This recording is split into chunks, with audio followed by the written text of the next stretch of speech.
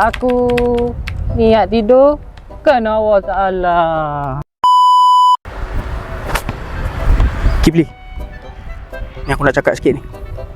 Petang ni kita nak berbuka makan apa ni? Kita makan tahu bakar. Tahu bakar? Tak pernah dengar lagi. Boleh lah. Bunyi macam orang berdengkur je. Din! Alah, kau ni Din. Aduh. Bangun. Kau ni dah kenapa?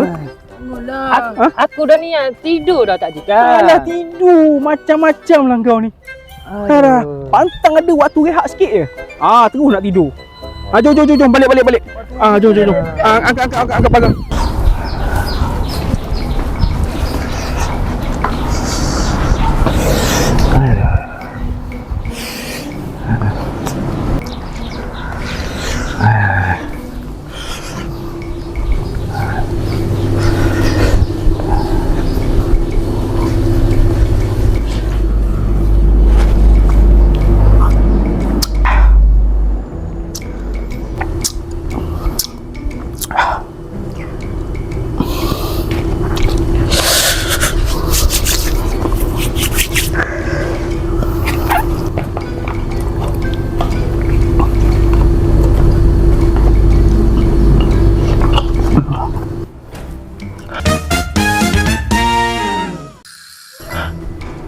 Faiz!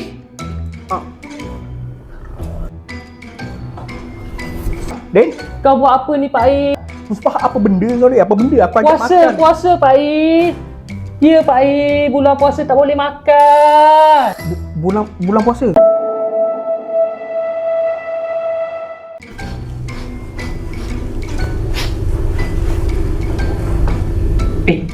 Aku nak tanya.